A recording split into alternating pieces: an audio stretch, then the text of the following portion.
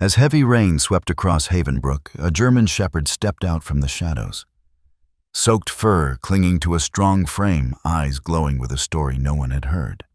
Before Officer Stephen, it gently placed a half-soaked sandwich on the ground. An act that seemed simple, yet sparked a chain of events that would shake the city to its core. In that quiet gaze was memory loyalty, and the final clue to someone who had vanished without a trace. What brought the dog to that exact moment? And why was Stephen the one it chose to find the truth? Follow the story to uncover the final message Rocky was born to deliver. The rain came down on Havenbrook like a storm in fury. Heavy drops hammered the streets, shattering the glow of yellow lamps into shards across puddles that gleamed like fractured glass. Wind hissed through narrow alleys, cutting sharp and cold as if the whole city had pulled itself tight into a weary, soaked shell. Stephen turned up his collar and stepped out of the police station. His night shift was over. His shoulders sagged, not from the weight of a gun or the cuffs at his side, but from a long day of empty cases that led nowhere. All he wanted was to go home, brew a hot cup of tea, sink into his chair, and let the day fade away like smoke. But at the corner of the opposite alley, something held him still. A dog. It stood unmoving in the rain. Its fur was drenched, clinging to a strong frame. The streetlight caught its gray-brown coat, making it blend into the dark stone. Yet its eyes were different, deep and bright, as though they had been waiting there for a long time. Stephen stopped. The dog didn't bark, didn't run. It only looked at him. Then it walked forward slowly, carrying half of a torn sandwich in its mouth. Bread split open, cold meat soaked with rain. It set the sandwich at Stephen's feet, then sat breathing, steady gaze unbroken. Stephen frowned. His instincts told him this was no accident. A stray wouldn't do this. A dog wouldn't deliver food at midnight to a stranger. Unless... "Who are you?" Stephen murmured, his voice swallowed by the rain. The dog tilted its head.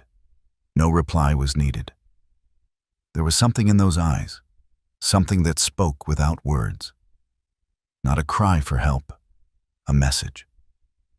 Stephen crouched, reaching out slowly. The dog didn't pull back. Its wet nose touched his hand, then rested its head there, as if it had always known him. He looked around. No one. No sound of cars. The street felt emptied, holding only two figures seeking shelter from the storm, a man and a dog. "All right. Come home with me." The dog rose and walked beside him. Steps, firm shoulders, steady paws, unwavering. This was no ordinary stray. Stephen knew that much. Back at his third-floor apartment, Stephen dried the dog with an old towel. It stayed calm as though used to such care. From the fridge he gathered leftover meat and rice. The dog ate slowly, neat and careful. Trained habits showing in every bite. "Maybe you were K9 once," Stephen muttered. When he settled into his chair, the dog approached, rested its head on his lap, and lay down. Breathing even, eyes half closed, ears still upright and alert. Stephen glanced at the window. Rain drummed on. The Havenbrook night stretched long, but inside this room, for the first time in months, something softened. He bent down, brushing his hand over the dog's head. "I'll call you Rocky." The dog's eyes opened, meeting his. Silent, but agreeing. The name had slipped out, yet felt right.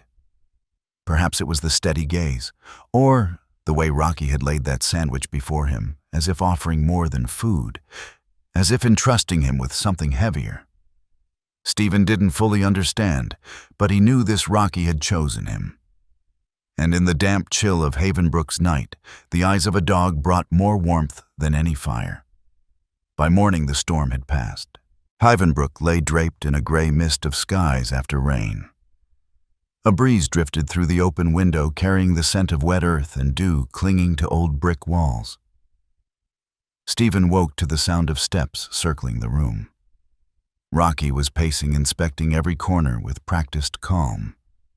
Not hurried, not restless. Each step steady, precise, deliberate.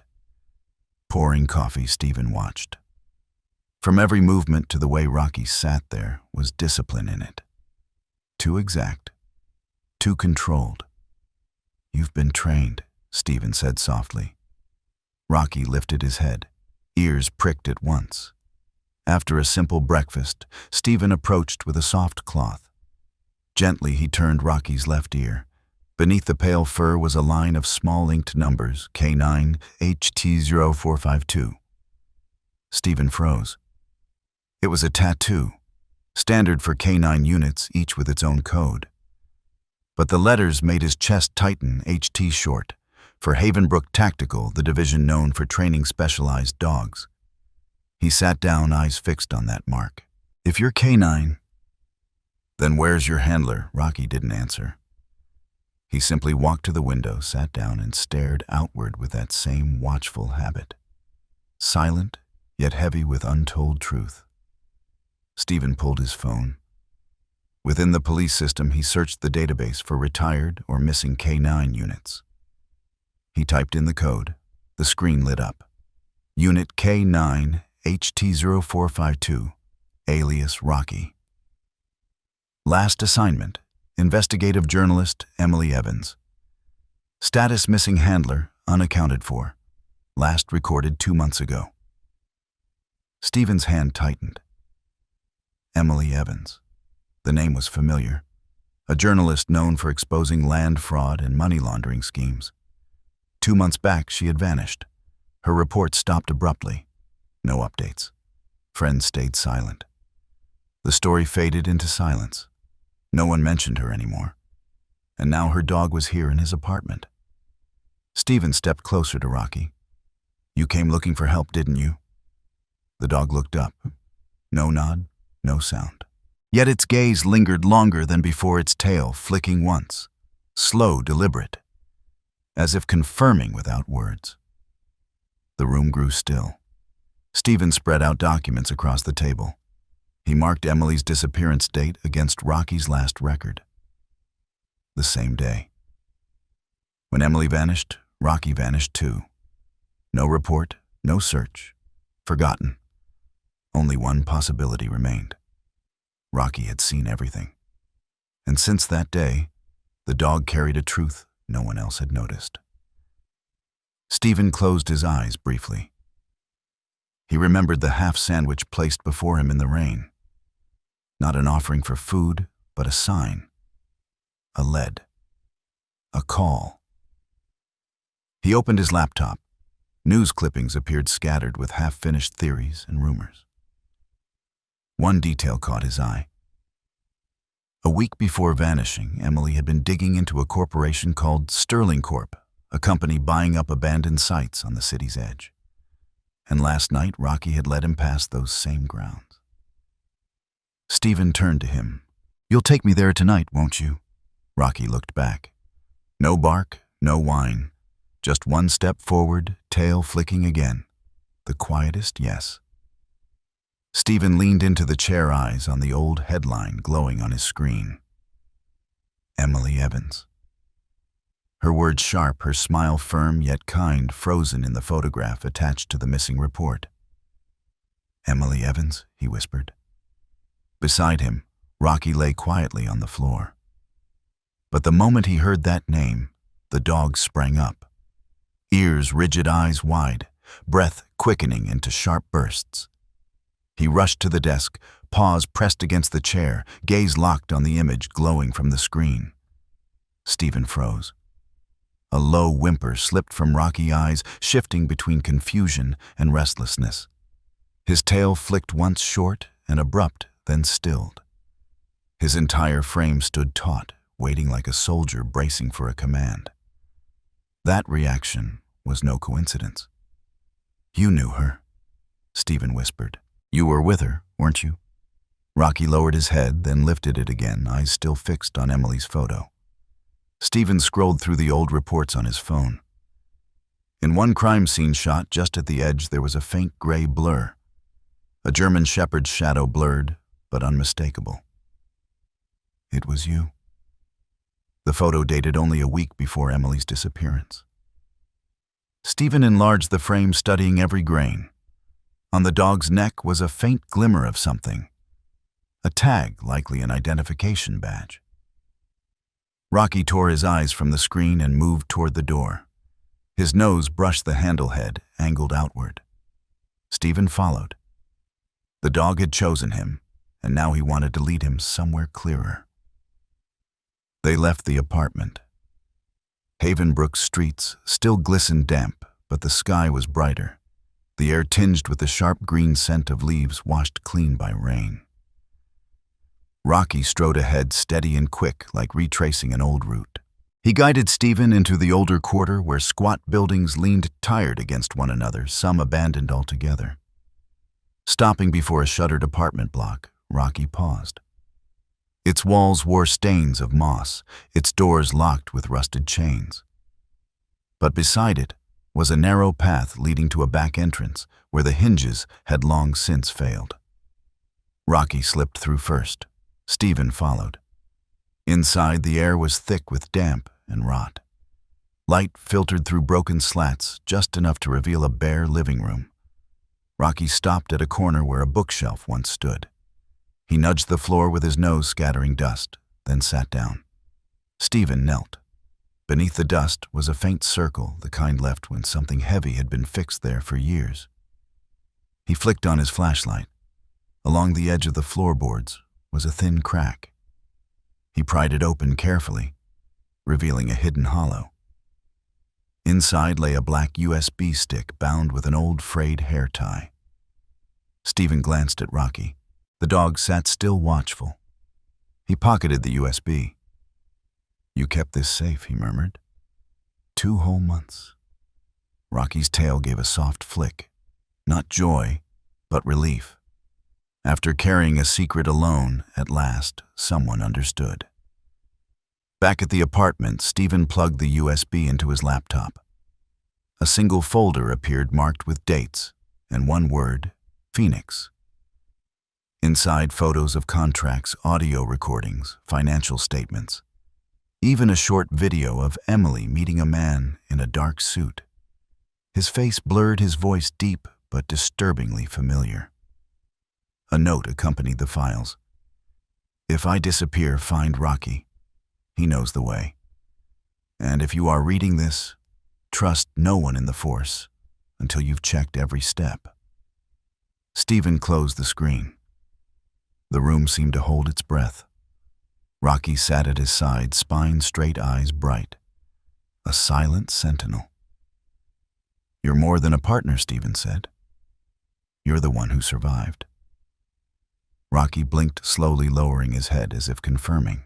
Stephen leaned back, thoughts racing, puzzle pieces sliding into place. Emily's disappearance was no closed case. It was only beginning. Evening dimmed. Pale light fractured through the window, spreading across the room like shards of old memory. Stephen shut the laptop. The files remained untouched by anyone until now. But one question burned: if Emily had gathered all this proof, why had she vanished without a trace? Rocky moved toward the door again, head tilted, listening to something deeper than the street noise. "You want to keep going?" Stephen asked, rising. Rocky turned silent. No bark, no retreat. Just steady steps toward the stairwell, as though he already knew the path. This time, Stephen didn't need to ask again. They crossed the weathered streets, turned into a forgotten lane lined with broken fences and tall grass brushing Stephen's waist. At its end loomed Echo Hollow Park, once alive with families now sealed off after a landslide. Its gate sagged under moss, the sign broken mid-word, a half-tilted "ho," creaking in the breeze. Rocky didn't hesitate. He slipped inside, weaving past soft ground, like one who'd walked here many times. Stephen's flashlight cut through the gloom. Rusted swings, cracked slides, faded drawings smeared on collapsing walls. The place was a ghost of laughter. But Rocky pressed on until they reached a solitary maple at the far edge, standing guard over a scar of sunken earth. At its roots, Rocky sniffed hard, then began clawing away at the soil. Stephen dropped beside him, digging through the damp earth. Minutes later, his fingers struck metal. Together, they unearthed a small steel box, heavy and scratched. He opened it. Inside lay a silver hard drive, sealed tight in waterproof casing, and a weathered leather notebook, edges swollen with damp. Stephen flipped it open. On the first page, one careful line: "If I vanish, trust the data. Never trust the promise." Emily. He swallowed hard, a chill running through him. These were more than files. They were the last fragments of her hope.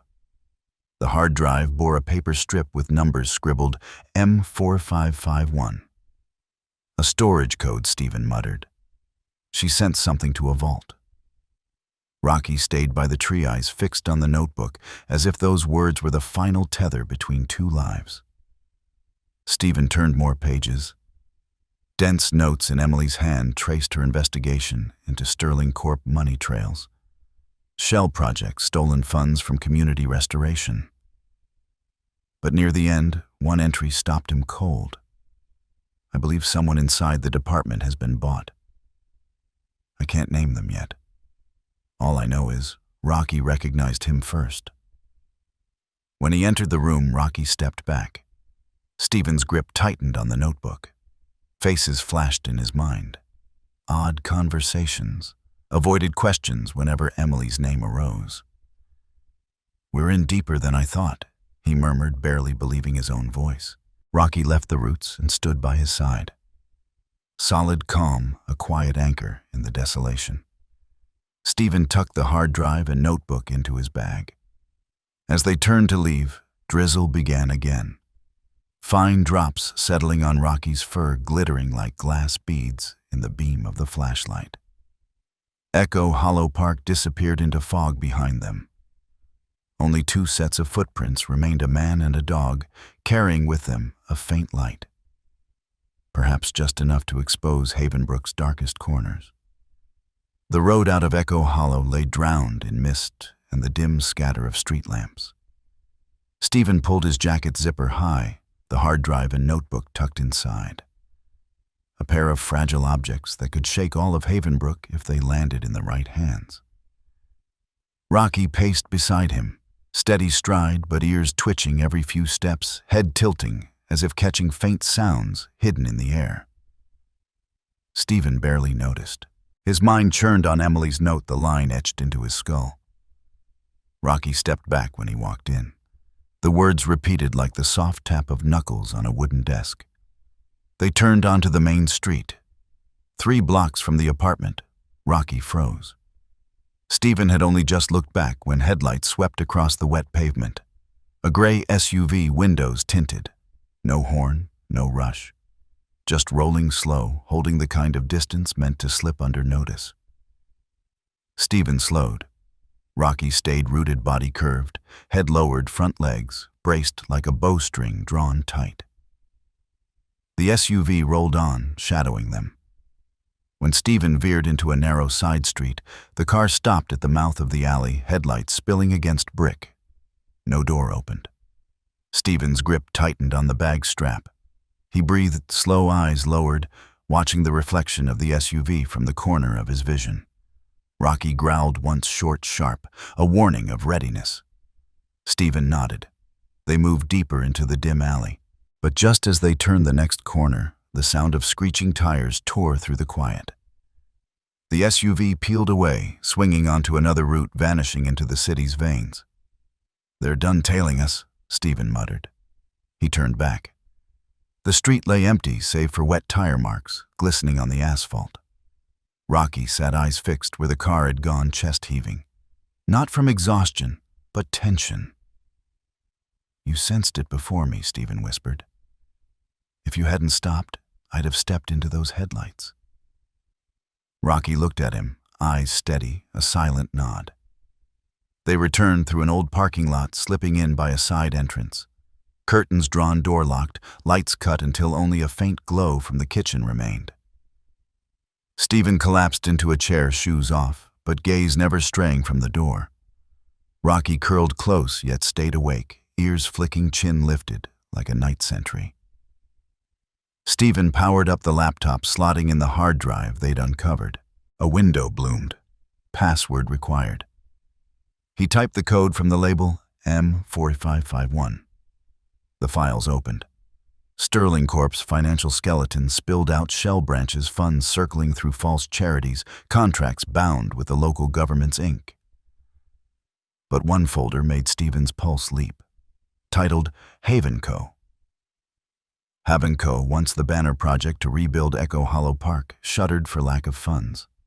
Yet the documents showed money flowing steady, channeled through 3 proxy companies. One registered under the delegated authority of a police officer. Stephen swallowed hard. He looked at Rocky. "He's one of us," Stephen murmured. Emily was right. The room thickened with silence. Outside, someone was watching. Whoever it was knew Stephen had found what Emily left behind. And they were already close. Stephen's hand rested on Rocky's head. No slip-ups from here on. Rocky lifted his gaze. In the dark, his amber eyes flared like embers. Morning broke heavy gray as Stephen's thoughts. He arrived at the precinct earlier than usual, with the hard drive cloned and key pages printed. Rocky stayed behind. Stephen wouldn't risk bringing him into a building where friend and traitor wore the same badge. The station hummed its ordinary tune, coffee burbling keyboards, rattling phones, jangling. A few officers traded rushed jokes between shifts. But under it all was a strange quiet, the sort that prickled his skin. As he crossed the bullpen, he felt glances land on him, quick, then averted. He stopped at the commander's door. Knock, knock, come in. Stephen entered, closing the door behind him. Lieutenant Halloran sat straight at his desk, silver hair cropped, half-rimmed glasses perched low. "Morning, sir. I need to report something." Stephen laid the folder down. Halloran looked over the pages. "Where did you pull this from?" "A hard drive, found at Echo Hollow. Tied to Emily Evans' disappearance. I believe this is why she was silenced, or still being held." Halloran tapped the desk with one finger. "And do you have solid proof IDs, DNA witnesses?" "Not yet. But Rocky, her K9, led me there. And the files show Sterling Corp channeling money into ghost projects with inside help." Halloran exhaled, slid the folder back. "I understand your urgency, Stephen. But this is a police department, not a newsroom. We work on evidence, not suspicions." "So you'll just sit on it?" Stephen's voice edged sharp. "If Emily brought this before and was brushed aside the same way, no wonder she vanished." "You're out of line, and you're dodging." Stephen straightened. "If I have to, I'll take this to the press." Halloran's eyes narrowed. "Be careful with your words. This isn't a game." Stephen gathered the papers. Neither is her life. He walked out, heart hammering, not from rage, but from the weight of knowing. Someone inside was covering the rot. That afternoon, in a quiet corner cafe, a low voice came from behind him. "You're digging into a pit plenty have slipped into." Stephen turned. Raymond, an old hand, once a K9 trainer, now tucked into paperwork years. He placed a tray down, slid into the seat opposite. "What have you found?" Raymond asked evenly. Stephen hesitated, then met his eyes. "I think someone in the department is tied to Sterling Corp." Raymond nodded slowly. "So do I. For years." Stephen blinked. "Then why has no one spoken?" "Because the first who tried got reassigned. The second disappeared. The third was Emily Evans." Stephen's grip tightened on his cup. Raymond leaned closer. "She came to me one month asking about public land deals. I gave her a list of sites pitched for parks, later stripped of funding. Echo Hollow was on it. Do you know who's behind it? I can't be sure. But one night a man from Internal Affairs was seen pulling files from evidence. That was the night Emily vanished. Pieces slid into place inside Stephen's mind. Raymond's voice dropped lower. "You're close. but don't bare your face. Every step from now has to be measured. Sterling isn't just a company, it's a web. Stephen nodded. Raymond rose, patting his shoulder. If you need, come to my place. I've got recordings Emily sent me before she went dark. Only she and I knew where they're kept. Stephen watched him fade into the crowded street. Another shadow swallowed by the city. But his words clung like smoke. The third was Emily. Stephen drew a long breath. From here on, every footprint would leave a mark on glass, and someone was already watching from the other side. The night in Havenbrook pressed heavier than usual. No rain, no wind. Only silence clinging to rooftops and window frames, as though the entire city was holding its breath for something about to unfold. Stephen sat by the half-open window, a cup of water long gone cold in his hand. Most of the lights in the apartment were off, leaving only a faint glow from the kitchen corner, enough to cast two shadows on the floor, one of a man, one of a dog. Rocky lay near the door, posture deceptively calm, though his eyes remained open, head lifted, ears tuned to every murmur in the hallway outside. Since they had returned to the apartment, he had barely closed his eyes. No order, no command. Rocky simply chose to stand guard. Stephen had seen many working dogs in his career. Dogs that braved fire, plunged through water, and entered places where no one else dared. Yet Rocky carried something different. No bravado, no forced show of strength. Only the quiet weight of a mission unfinished, as if he were carrying the last thread of someone else's duty. Stephen rose, crossed the room, and stopped by his side. Rocky didn't move, only shifted his gaze to him. Still awake, Stephen's voice was barely above a whisper, careful not to disturb the fragile stillness draped over the room. Rocky flicked a glance toward the door, then back at him. Expecting someone. Stephen lowered himself onto the floor, back resting against the wall beside the dog.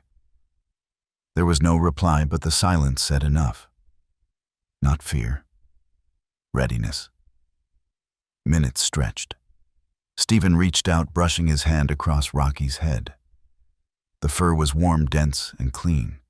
His breathing had grown heavier, tired but unwilling to yield.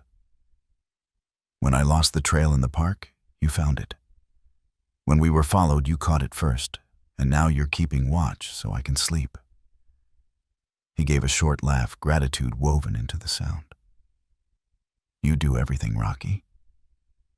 Rocky blinked, gaze still anchored on the door. For a moment, Stephen thought of Emily, the one who had trusted Rocky first, who left behind the note. If I disappear, find him. Perhaps she had known Rocky would never abandon the mission. Perhaps she had given him something greater than loyalty, a promise.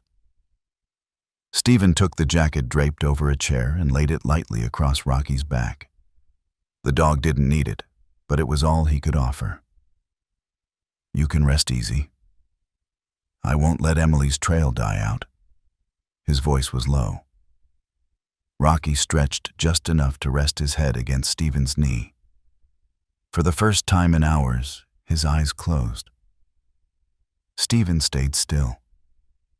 Outside, fine rain began to fall, soft and even like an unwritten score. He didn't sleep. He didn't need to speak further. In that silence, no vows were exchanged, no signatures carved into stone. Yet between man and dog, a promise held fast, spoken in looks, in Rocky's watchful posture, in Stephen's quiet vigil. A trust had taken root. They were not alone. And though the road ahead stretched long for now, they had each other.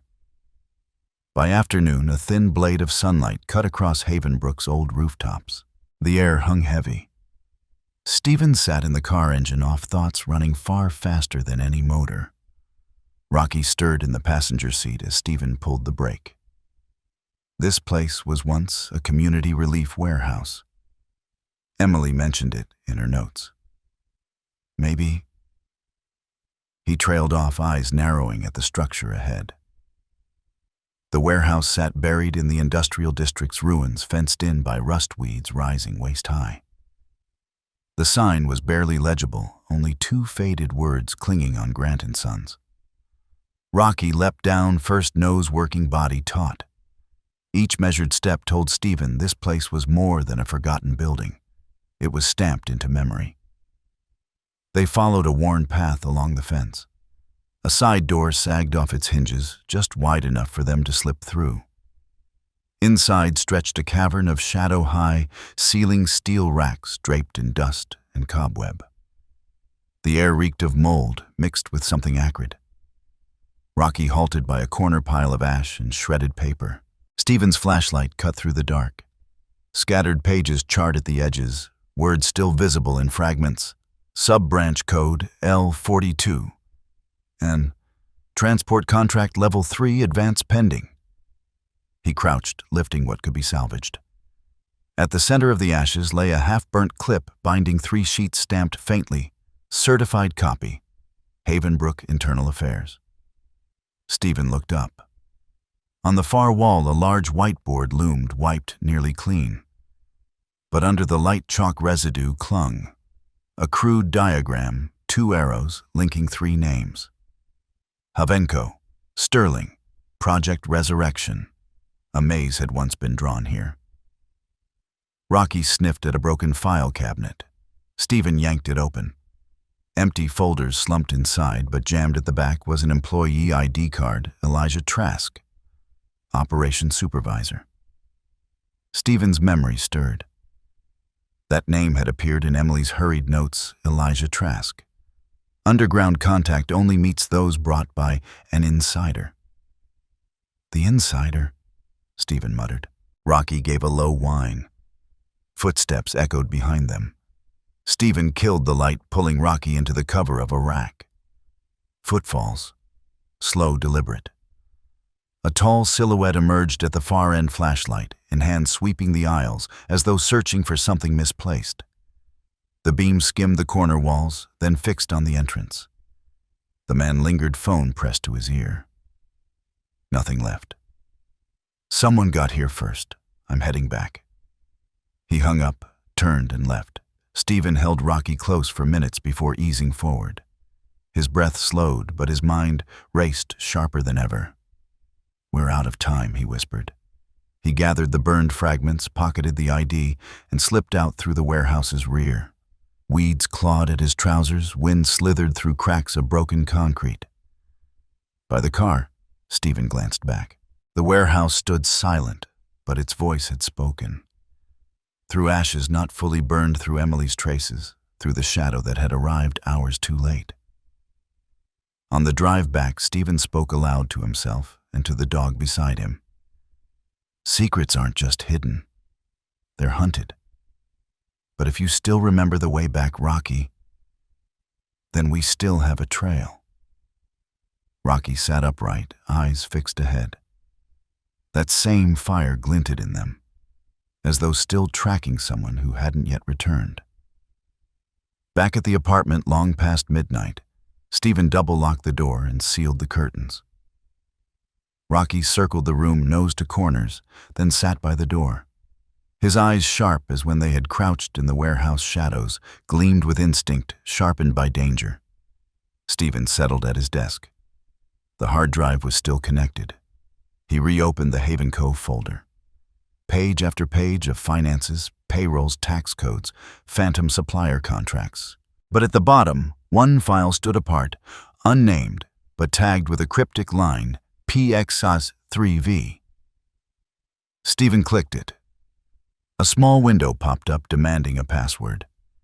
He tried entering the date of Emily's disappearance, April last year. Wrong. He tried Rocky's name. Wrong again.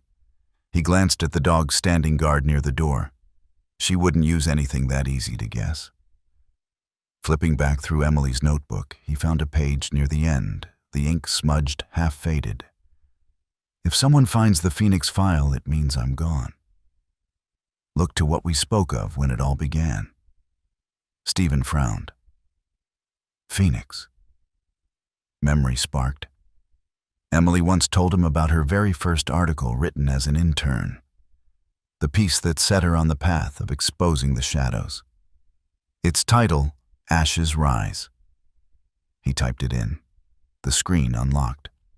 The file unfolded into a sprawling folder, the first directory labeled Phoenix. Inside lay evidence he'd never seen: transfers between Sterling Corp and a web of offshore companies, documents proving money laundering through fake construction projects, public land contracts sold at impossibly low prices, and worse, a list of local officials who had accepted unofficial sponsorships. Stephen scrolled slowly.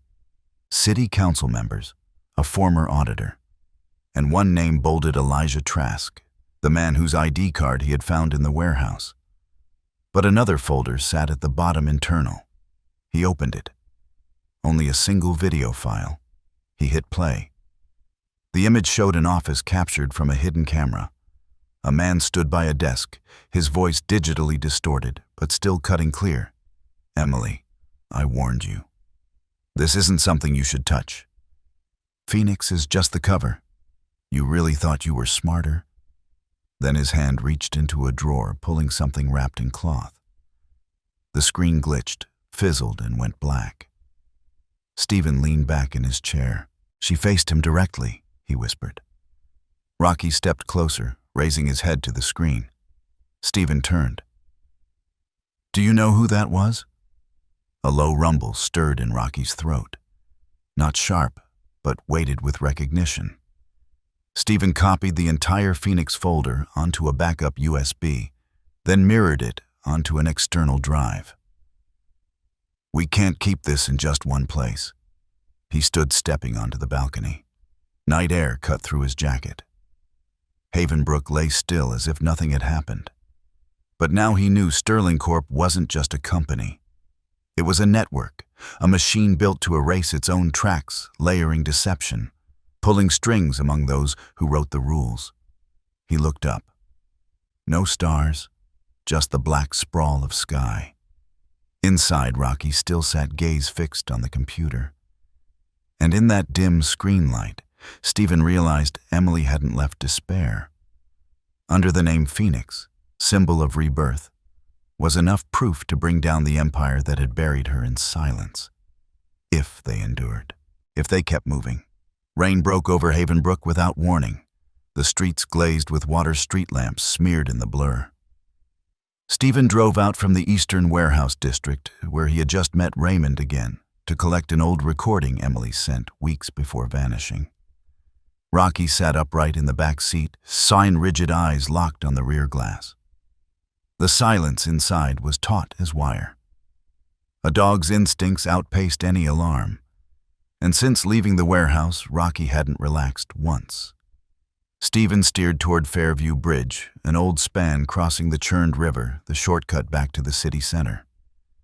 Wind buffeted the car wipers, straining against the sheets of slanted rain. Then Rocky gave a low growl, the signal he'd learned to trust. Stephen checked the mirror. Headlights blazed on behind them. A dark car plates removed, closing too fast. Low-frame tinted glass, designed for pursuit. Stephen's grip tightened. The car surged close, flashing headlights in a staccato rhythm language of intimidation. Stephen swerved, holding ground. But the bridge loomed. Long, narrow, no shoulder. If he crossed, there was a chance to reach crowded streets. If trapped mid-span, there'd be no exit. "Hold steady, Rocky," he muttered, accelerating. Tires screamed on wet asphalt. The pursuer pulled closer, beams blinding. Then it drew level on the left, swerving into Stephen's lane, metal nearly kissing metal. Rocky barked sharp, a cry of alarm. The enemy car swerved again, ramming to shove them into the railing. Stephen jerked the wheel. The car slammed against the steel guard, shrieking sparks. Below, the river twisted black and swollen. The dark car lunged again, this time straight for Stephen's front. Damn it. Stephen gritted his teeth, shifting hard, flooring the accelerator. But Rocky moved faster. He leapt into the front, throwing his weight against the wheel. The car swayed just enough. The collision missed by inches. The attacker smashed into the rail tires, shrieking, metal buckling. Stephen spun clear, pushing across the bridge before the other could recover. Behind the lights, vanished into the storm. 2 blocks later, he pulled under the canopy of an old supermarket lot. His chest-hammered hands trembling on the wheel. Rocky slumped beside him, chest rising hard, eyes still locked outward. Stephen unclipped the belt, leaning close. "You okay?" Rocky exhaled, a sound halfway between fatigue and assent. Stephen lowered his head to the wheel. "They're done with threats. They want us dead." Rain battered the roof. But inside, something shifted. No more doubt. No more question of going too far. That collision was the answer. He reached into the trunk, unzipped a canvas bag, pulling the USB marked Phoenix. This proof. It's what they fear. Rocky licked a cut on his leg, then lifted his gaze. No words, only one message in his eyes. "Keep going. Don't turn back." Stephen restarted the engine. From now on, every move would cut both ways. But he was no longer alone. Beside him sat a silent sentinel who had chosen to stay until the end. Morning came without rain, but the Havenbrook sky remained draped in thin gray, like a curtain no one dared pull aside. Stephen walked back into the precinct, quiet, his coat dry, but the scrape on the car's side still fresh. A reminder of what he'd outrun and what lay ahead. Rocky stayed in the car. Stephen wouldn't risk attention. Carrying the USB loaded with Phoenix's mirror copy, he moved quickly into the admin wing, intending to send it anonymously to the state oversight office. But as he entered his section, something stopped him cold. His desk had been disturbed. A stack of files lay flipped upside down, and an empty coffee cup had been pushed toward the window, something no right-handed person would ever do. Stephen turned to search for answers when footsteps sounded behind him. A familiar voice. Looking for something. Stephen Lieutenant Barnes. His superior. The man he once respected. The one who had told him, "If you're in the right, I'll always be behind you." Stephen turned, keeping his composure. "Who touched my desk?" Barnes smirked. "You really thought you could move on your own without anyone noticing?" The words cut colder than the morning wind. Stephen searched his eyes for a hint of misunderstanding. But in Barnes's gaze, there was only calm. Brazen, unashamed. "I filed a report on Sterling Corp," Stephen said slowly. No one answered. "Because you're looking the wrong way," Barnes replied. It's bigger than you, Stephen. The people you're trying to pull down, they hold the whole system. Alone, you can't change a thing." Stephen let out a bitter laugh. "So you chose to sell me out?" Barnes paused, then said flatly, "I chose survival. Like everyone else." The line hit like a slap. In that moment, Stephen saw it all.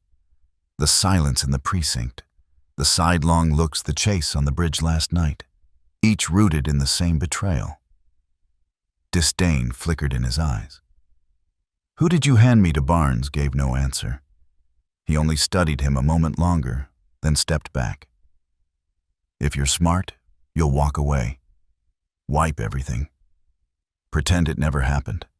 I wanted to help you once, but now it's out of my hands." Stephen nodded lightly as if agreeing. But as he left the office, his hand clenched the USB in his pocket. It felt like holding a match in the dark. Fragile, easy to snuff out, yet capable of burning down the whole room if struck at the right moment. He strode to the parking lot. Rocky rose instantly when he saw him. "It's just us now," Stephen murmured, crouching beside the car. Rocky rested his chin on Stephen's knee, the gesture of a vow. Stephen glanced skyward. The clouds hung heavy, shutting out every trace of sunlight. But one truth had cleared: the traitor wasn't far. He had been standing just behind him, in the same meetings, under the same roof. Stephen once believed that if you did right, truth would shield its keeper. Now he knew. Truth only survived if someone was willing to bleed to keep it alive. And in all Havenbrook, the only one he trusted sat beside him watching the station doors with eyes that promised to block any threat. By late afternoon, Havenbrook was bathed in a sad, faded gold. Rusted tracks cut through the woods leading to a place long erased from maps Southwell Station. Nearly an hour from the city, once a hub for military cargo, abandoned after a rail accident no one spoke of anymore. Stephen gripped the wheel, eyeing the half-broken sign choked with vines. In the back seat, Rocky stirred the moment the car turned onto the dirt road toward the station. Since leaving the precinct that morning, Rocky had kept looking east.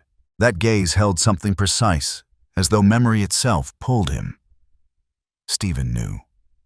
Working dogs didn't follow emotion. They followed scent. And the scent of memory lingered longer than any trail. They stopped at the crumbling depot. Glass shattered, paint peeled. A rusted column crushed half the awning. Inside, shadows pooled, filled only with the whistle of wind through brick. Stephen lit his flashlight. Rocky charged down the narrow corridor that once led to storage vaults, nose to the ground, navigating with uncanny certainty. Stephen followed each step, cracking rubble underfoot. At the end, a chained steel door. The lock was rusted, nearly shut, but the chain had been cut, marks fresh. Rocky growled low, pawing at the floor. Stephen knelt light, sweeping the concrete. Drag marks, rope scuffs, signs unmistakable someone had been held here. He pried the chain loose, pushed the door. A low-ceilinged chamber waited inside, no windows. The air rank with mold and human presence long faded. At its center stood a metal chair. Beside it, frayed canvas restraints, stained brown with old blood. On the wall, the faint print of a hand, pressed hard in panic. Stephen stepped forward, trembling. Beneath the chair lay a silver necklace in the dust. He lifted it. A pendant plate engraved faintly, E.E. Emily Evans. Rocky sank onto the floor, eyes fixed on nothing, as if reliving what had happened here. Perhaps he had stood in this very spot, hearing her voice, breathing her fear. Now it all returned sharp as yesterday. Stephen clenched the chain tight. She was here, held captive, maybe her last night before she disappeared. He swept his light across the walls. In the corner, something caught. A slip of paper wedged in cracked mortar. He pulled it free. Half a torn sheet writing, jagged, fading, yet still legible. Phoenix. Not over. "Find the one holding the key is inside." Stephen froze. Emily had left a trace, her final act. An unfinished note, yet enough she had fought until the end. And someone within the system carried the rest of the secret. He placed a hand on Rocky's back. "We're close now."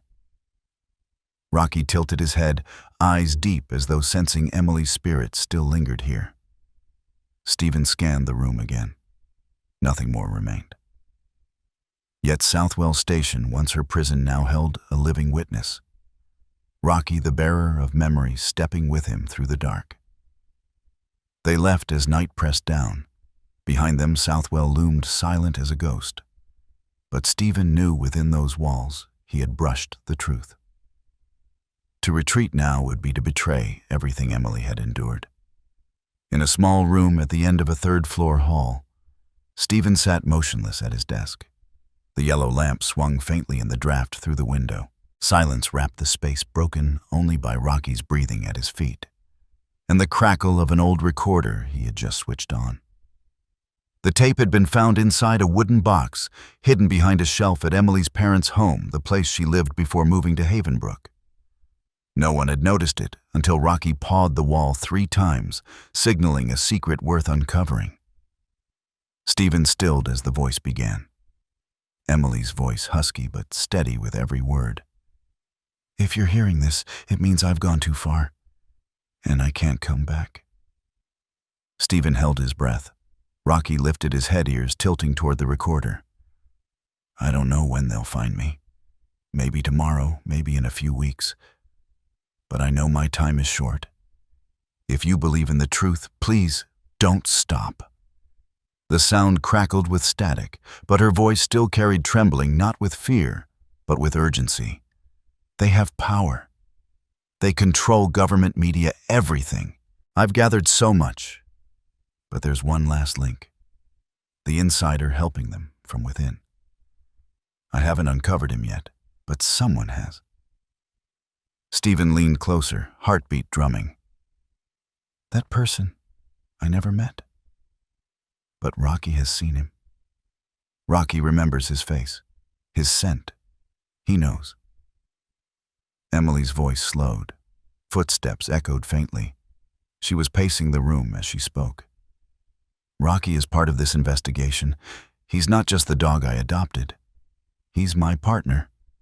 He saved me once, and I believe he still wants to do it again. A pause. Then her final words, light yet firm, wrapping around Stephen's chest like a tightened cord. If someone finds this, trust Rocky. The tape clicked off. The static died. Silence swallowed the room. Stephen sat unmoving, his hand tightening against the desk. Rocky padded forward and laid his chin on Stephen's leg. She knew it all, Stephen whispered. She knew she wouldn't come back. But she left the door open for whoever came after. He lowered a hand onto Rocky's head. You're not just a witness. You're Emily's living legacy. A wave surged through him. Not sorrow, but the sense of a vein still pulsing. He wasn't chasing vague shadows alone anymore. He was carrying forward what she had begun. And beside him walked the quiet, resolute dog who bore memories no human could read, only feel. Stephen rose, turned toward the window. The sun had already slipped behind the trees, the last light fading fast. But inside him, something else ignited. Not loud, not dramatic, but steady and unshakable. From this day, he was no longer acting out of duty as a cop. He was acting for a message left in the dark, for the faith of someone who had fallen, and for the gaze that followed his every step, the gaze of Rocky. In the heart of the city, Sterling Tower loomed like a blade of steel cut into Havenbrook's gray sky. 18 floors of glass guards at every entrance, biometric gates. Not a place a district detective could walk into, unless he became someone else. In a cheap hotel room near the bus terminal, Stephen stood before the mirror. Gone was the uniform. Instead, a slate gray jacket, an open-collared white shirt, a loosened tie. The look of a temporary systems contractor, often hired by big firms. In his pocket, a fake pass Raymond had cobbled together good enough for a scan if no one dug too deep. Rocky had been trimmed at the ruff, fitted with a reflective vest stamped Security Support K9. He looked the part of a private service dog, unobtrusive among the morning flow of workers. Stephen crouched, hand on Rocky's shoulder. One circuit. Find the archive floor. Then we're out. Rocky blinked once, tail giving the smallest flick. He understood. At 8 sharp, they joined the stream entering Sterling Tower. Stephen flashed the badge to the scanner. Green light. The turnstile clicked open. He almost couldn't believe it was that easy. But then again, when power convinces itself it's untouchable, complacency slips in. Reception on the first floor, conference rooms on the second, technical departments up to the 10th. Stephen headed straight for the staff elevators. Inside, he glanced at the rough floor plan Raymond had marked. Internal storage, 9th floor. A forgotten sub-server Emily had once mentioned.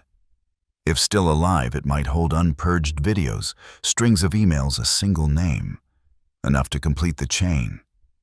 The doors opened onto a gray carpeted corridor. Glass walls, polished tiles. He scanned quickly, one camera in the corner, 2 IT staff hunched over laptops, a guard near the far exit. Expression-neutral steps, steady ID clipped to his shirt. Rocky walked flush to his heels, silent and composed.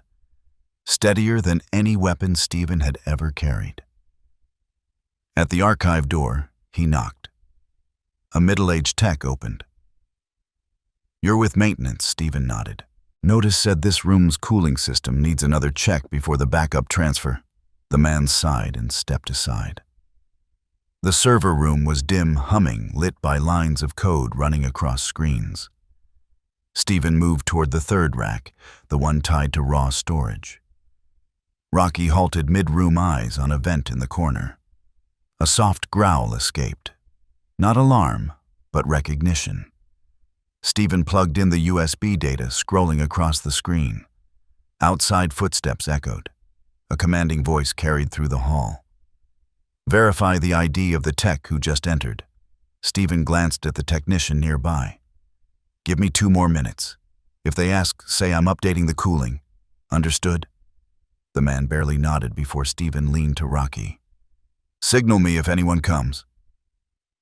Rocky moved to the door, ears, pricked eyes locked on shadows beyond the glass. On the monitor, streams of files. One stood out, dragged from cold storage echo. Internal meeting audio. Emily Evans, an audio log, an internal meeting. Her name spoken inside their walls. Evidence untouched. Stephen copied it fast, disconnected. Outside, Rocky let out a sharp bark, the signal.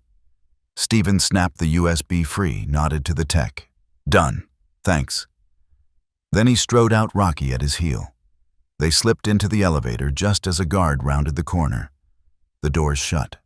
Stephen exhaled hard. Rocky tilted his head, asking without words. Did we get it? Stephen rested a hand on his head. We got it, Rocky. This time, it's her voice, right from the center of power. That night, Havenbrook glittered like a stage. Outside the Horizon Hotel, the city's grandest palace, cars lined up in rows, figures streamed over the red carpet, unrolled to marble doors. Golden chandeliers poured light 3 stories high, turning the gathering into a painting framed by power itself. Stephen stood across the street, clad in a dark suit and simple tie, a discreet earpiece hooked inside his ear. His eyes fixed on the grand entrance where guests were ushered in with polished smiles. At his side, Rocky crouched low beneath a parked car, eyes locked on every movement beyond, like a shadow lying in wait at the edge of a glittering stage. Tonight marked Sterling Corp's 30th anniversary gala, a celebration doubling as the launch of their international partnership project. The perfect cover for a money laundering machine long in motion. Stephen had heard the recording from the 9th floor server, Lucius Sterling's calm baritone bargaining with government officials about converting black capital into legitimate assets through community programs. All hidden behind neat reports, signatures, and handshakes like the ones on display tonight. The revolving doors opened. Lucius Sterling emerged immaculate in a black tuxedo, silk collar, gleaming silver hair combed neatly back. His smile carried the composure of a man who had long since rewritten the world in his favor. Upstairs on the 12th floor, the banquet hall filled with hundreds of businessmen, government advisors, local officials, and familiar media allies. No one mentioned Emily Evans, the reporter who once investigated Sterling Corp, and then vanished in silence. Stephen checked his watch. In 10 minutes, Lucius would take the stage holding the spotlight with his 10-minute speech. That was the window, his only chance to hijack the live broadcast. We get just one shot, he whispered. Rocky lifted his head, ready. Stephen crossed the street, slipping into the hotel's side entrance for staff. With Raymond's help, he carried a one-use security pass, good for the service elevator. On the 11th floor, he walked straight into the control room. A heavy-set man hunched over broadcast equipment. Stephen flashed a badge. Last-minute update from the organizers. I'm here to load the new media file. The man scowled. Got confirmation papers? Stephen pulled up a forged email on his phone. While the man leaned in to check, Rocky nudged the coffee cup on the desk, sending it crashing over the backup console. Damn it, the man cursed, leaping up. I'll handle it. Stephen cut in quickly, sliding a small USB into the auxiliary port. The file loaded automatically, Emily Evans Audio Phoenix.mp3, disguised under the title Anniversary Opening Video. Downstairs, the main screen lit up just as Lucius Sterling strode onto the stage. The first sound was a woman's voice. "My name is Emily Evans. If you're hearing this, it means I'm no longer here." The entire hall froze. Lucius frowned, gaze flicking up at the screen. "I was hunted by Sterling Corp. After uncovering their laundering network hidden behind charity projects. I once believed I could expose them with reason, with facts. But then I learned, no one listens when you stand alone." Gasps and murmurs rippled through the crowd. Cameras wavered, but Emily's voice still filled the air. "This recording isn't a cry for help. It's a warning to whoever comes next. Don't trust the stories laid neatly under the lights." Stephen yanked the USB free and slipped out. In the hall, guards stirred Lucius, signaling to cut the feed. But the recording played through to its end. By the time Stephen and Rocky sprinted down through the kitchens and out to the side lot, alarms blared behind them. He didn't look back. Rocky sat in the passenger seat, silent, steady. "She spoke, Rocky." Stephen murmured, eyes fixed on the road ahead. In the rear view, Sterling Tower's glow flickered like a dying beacon. Stephen had never believed in miracles, yet in that breathless silence between racing heartbeats, he realized some things weren't meant to be explained, only carried forward. The broadcast had rattled the giant. Sterling Corp would tighten its grip. The corrupted police would close ranks. And though Emily's voice had reached the world, the core truth, her fate, remained unanswered. Rocky still held the key. After the chaos of the gala, while guards swept Sterling Tower in disarray, Rocky trailed a scent with uncanny precision. He led Stephen back into the deserted banquet hall. The chandeliers were dark, the sound system shut down. But Rocky ignored the silence, heading toward the stage's wings. On the wooden floor, fresh shoe prints lingered. Rocky stopped before a small podium, once holding a projector nose pressed to the boards. He scratched 3 times. Stephen knelt. "What is it?" He tapped the floor. Hollow. Shoving the podium aside, he revealed a faint seam, a hidden hatch. A magnetic lock sat at the edge. Stephen wedged it open with a tool. Click. The hatch lifted. A breath of damp air rose out, metallic and stale. A narrow iron staircase descended into the dark. Rocky slipped down, first claws ticking against the rungs. Stephen followed, flashlight cutting through. The bunker was compact, reinforced with concrete, soundproofed. At its core, behind a second iron door, lay a cramped room, a folding cot, a metal locker, and a figure curled in the corner. Stephen froze. Rocky halted, eyes glowing in the dim light. He moved forward slowly, lying against the door, whimpering. A greeting. The figure lifted her head, hair tangled, face pale. But the eyes, he recognized them instantly. They were the same eyes staring out from the last photos she had ever published. Emily Evans. "Rocky." Her voice cracked a whisper, scraped raw. Stephen rushed forward, wrenching the lock.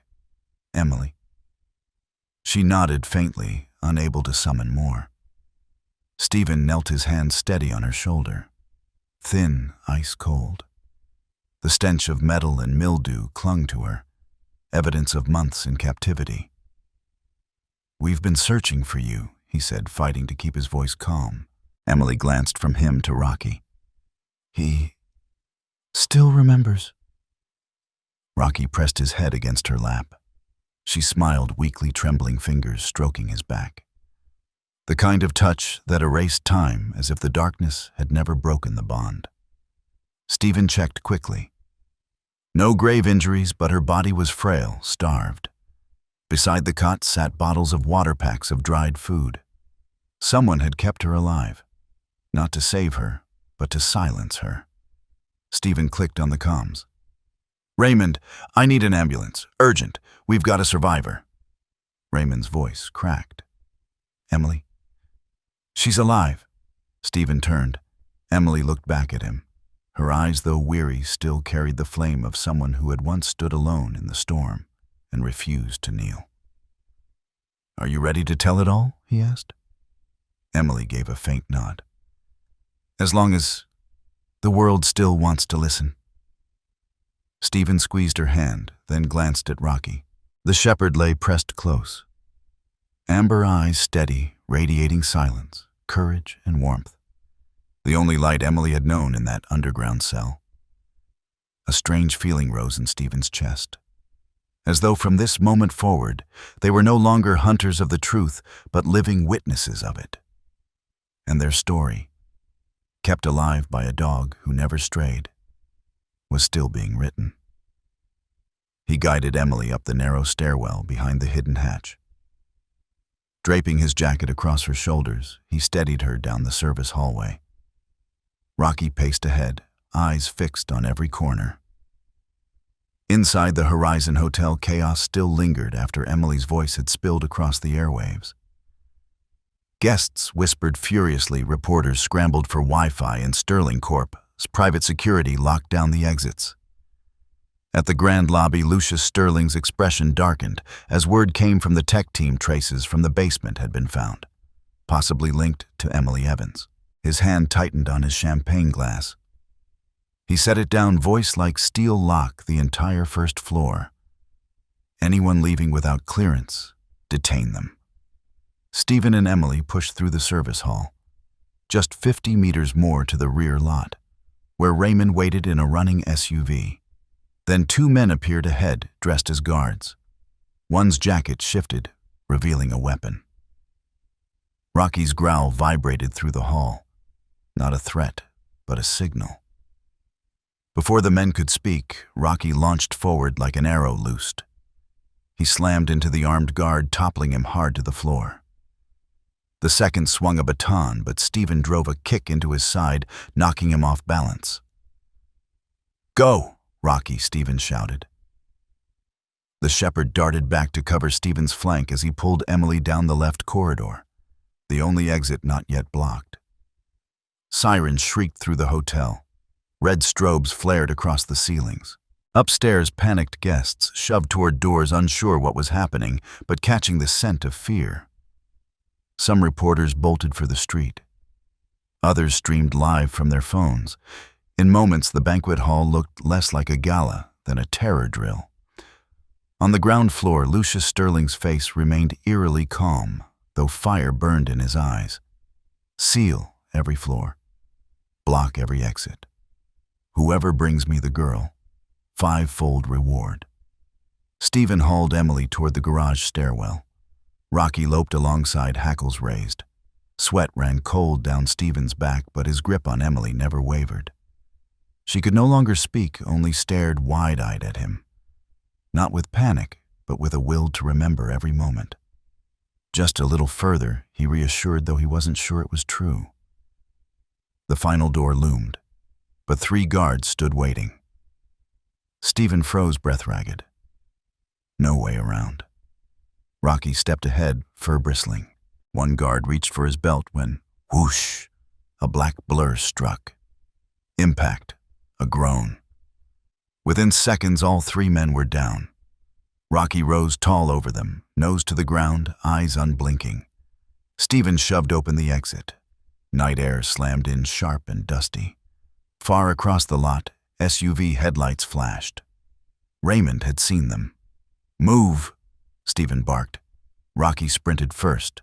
Stephen carried Emily, close, legs burning. Behind them, alarms blared, boots, pounded, voices shouted.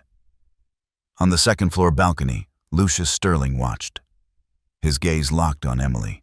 He neither blinked nor spoke, then turned away in silence.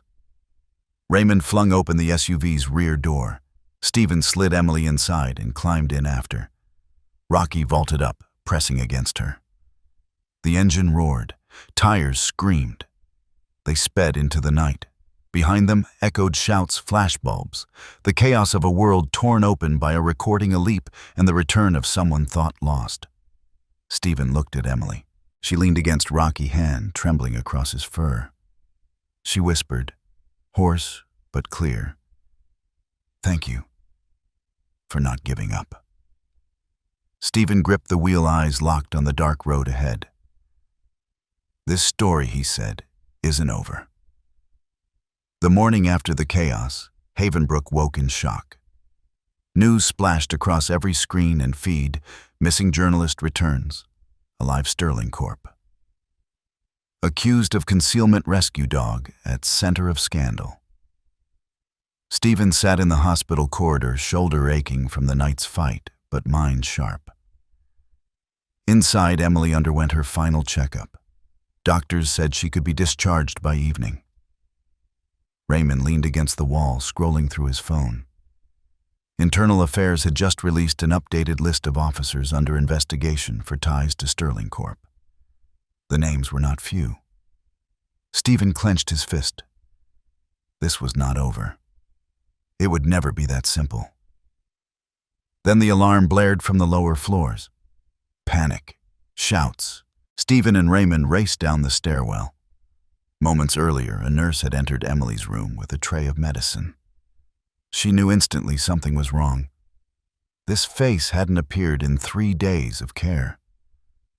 But before she could call out, the man lunged, pressing a cloth reeking of chemicals to her mouth. Emily struggled. The tray clattered to the floor. The door had not been locked. Rocky, lying just outside, sprang inside like lightning. The man drew a slim knife from his sleeve, pinning Emily to the bed. The blade hovered inches from her throat. But Rocky hit him first. Teeth clamped his wrist. The knife clattered onto the mattress. The shepherd pulled back, planting himself between the attacker and Emily, growl rumbling low.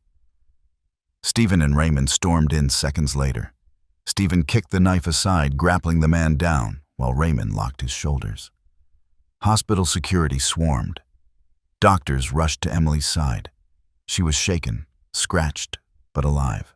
When the mask was stripped away, the assailant's face told the truth, one of Lucius Sterling's personal guards. Interrogation would bring no confession, but it no longer mattered. That afternoon, a special press conference was convened before a sea of cameras, reporters, and witnesses. Stephen guided Emily to the podium. She stood beside him, holding a thick file, records she had kept before the night she vanished. Beneath the stage, hundreds of people, journalists, honest officers, ordinary citizens, and human rights groups, waited. Some had only heard her voice in the leaked recording. Now they saw her in the flesh. And beside the podium, Rocky sat, calm, steady like a sentinel who had never abandoned his post. Stephen raised a gleaming pair of handcuffs toward the crowd.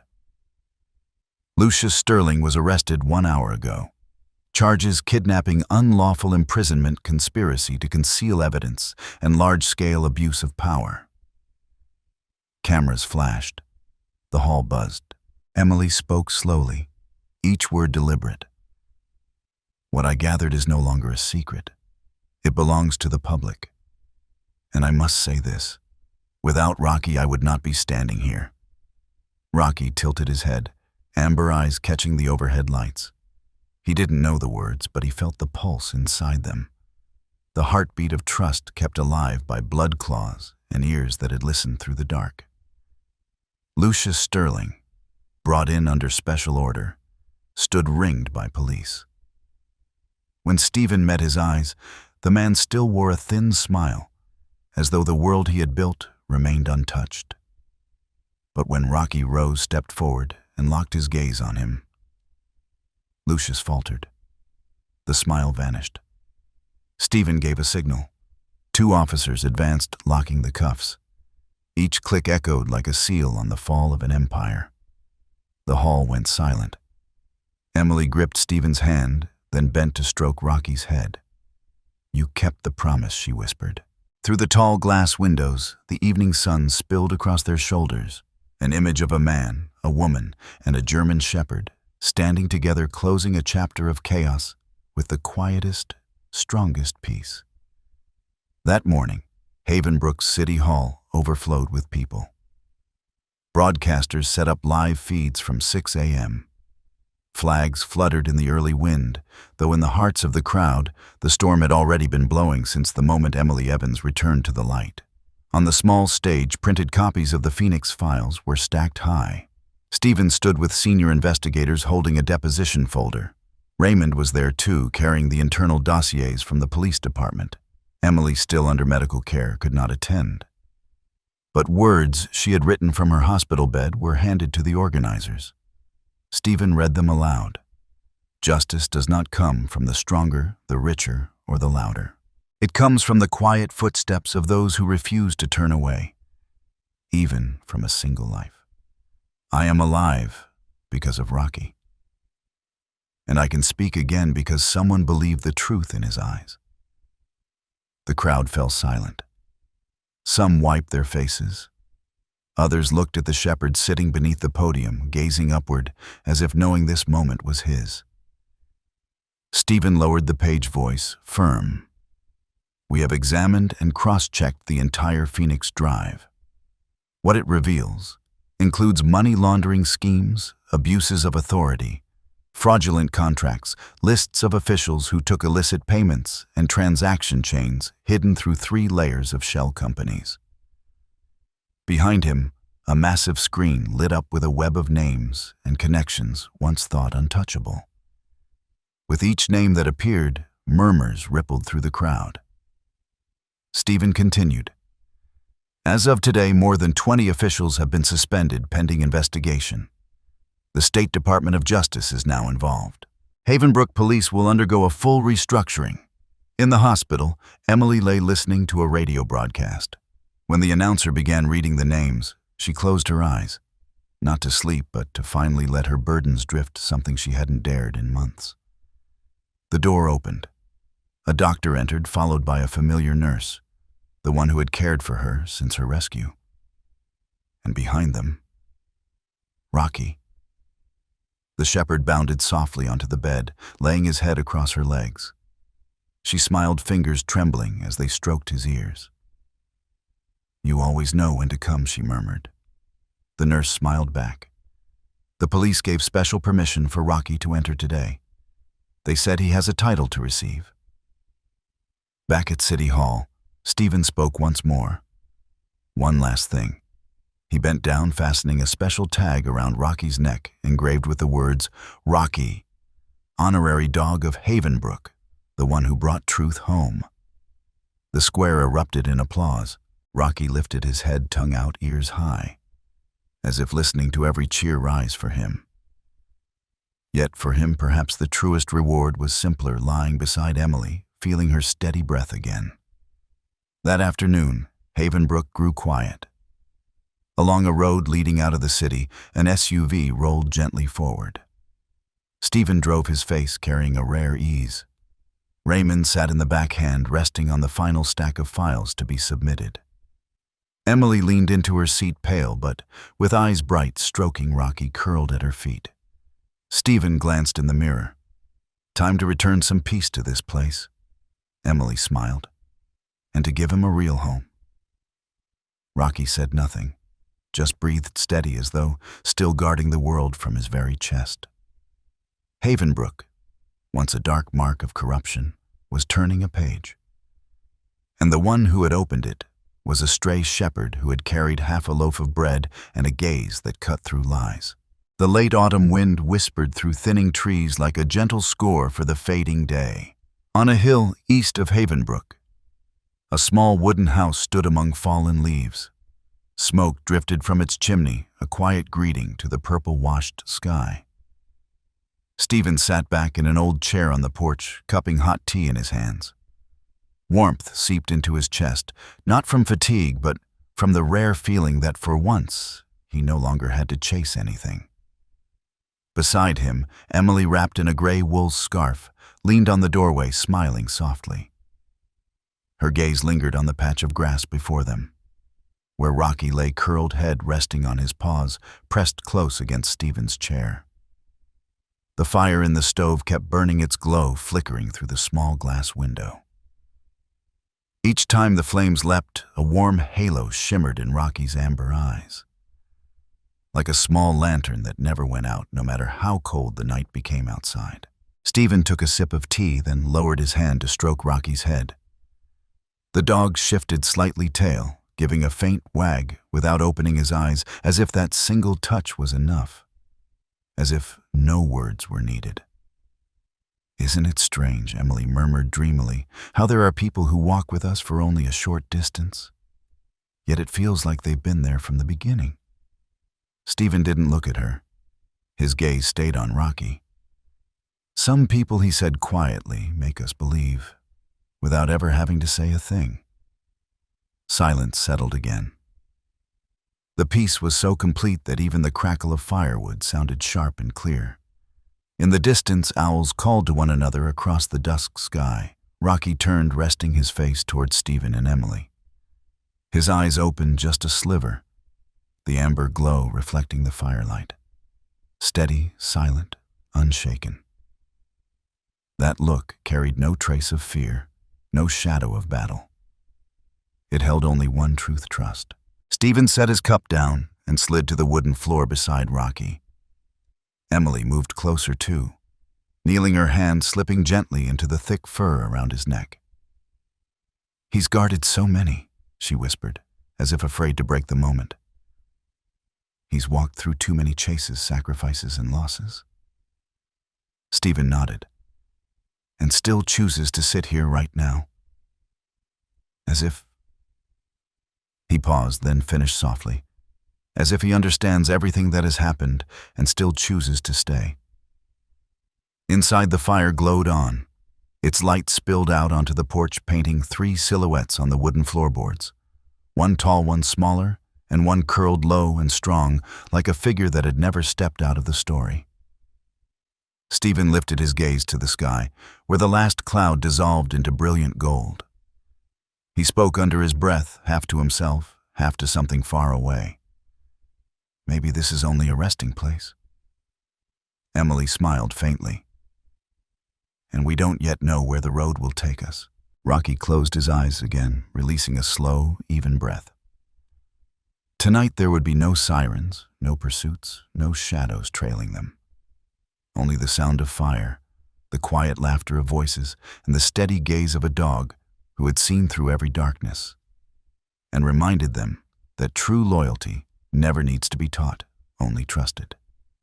Far below, the town of Havenbrook began to light up.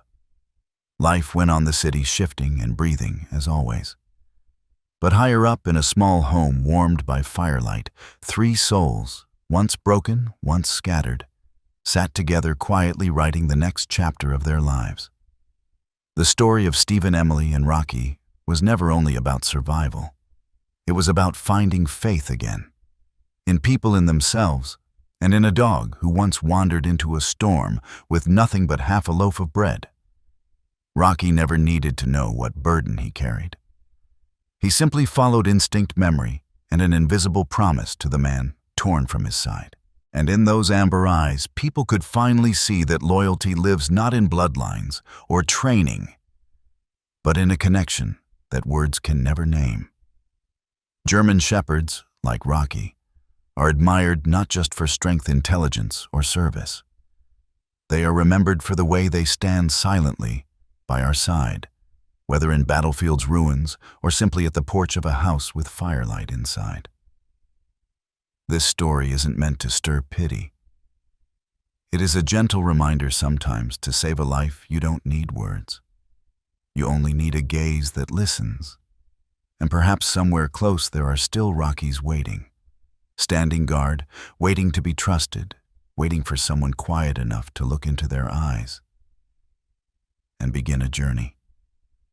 No spotlight required, just faith and an outstretched hand.